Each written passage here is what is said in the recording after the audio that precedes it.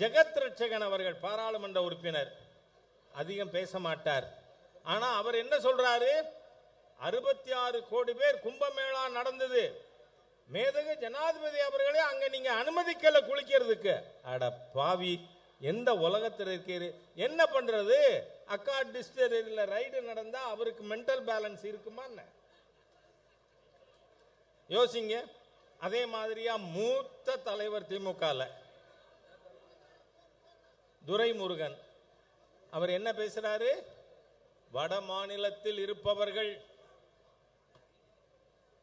ஒரு பொம்பளை 5 பொண்டாட்டி 5 புருஷன் 10 புருஷன் கட்டிக்குவான்.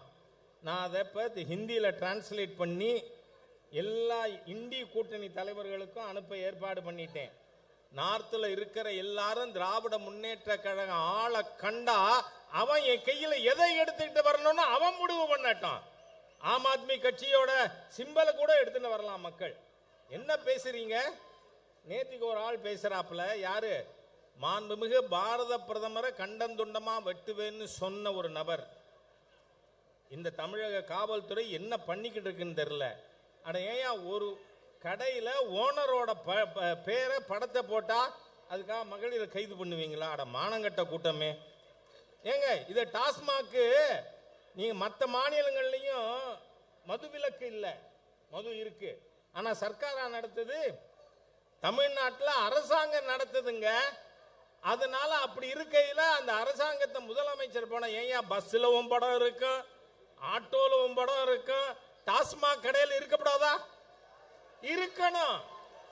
உள்ளபடியே நான் இங்க பாரதிய ஜனதா கட்சியின் மாநில மகளிர் அணி நிர்வாகிகளுக்கு, உறுப்பினர்களுக்கு என்னுடைய மனமார்ந்த பாராட்டுதல்களை தெரிவிச்சுக்கிறேன். ஒரு பாரதிய ஜனதா கட்சியின் மகளிர் அணி நிர்வாகியும் வீர தமிழச்சியாக டாஸ்மாக்ல ஓனர் படத்தை ஒட்டி இருக்காங்க.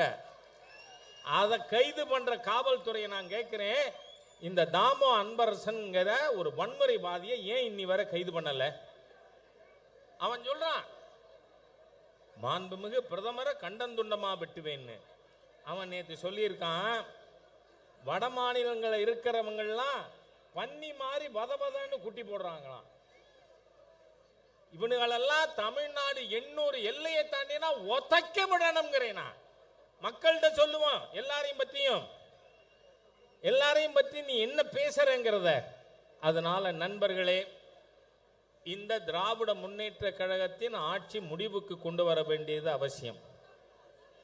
நம்முடைய மாண்புமிகு உள்துறை அமைச்சர் அவர்கள் தெளிவா பாராளுமன்றத்தில் என்ன சொல்லியிருக்காரு? 26 தேசிய ஜனநாயக கூட்டணி அரசு அமைந்தவுடன் பொறியியல் கல்வியும் மருத்துவ கல்வியும் தமிழிலே எழுத முடியும்னு.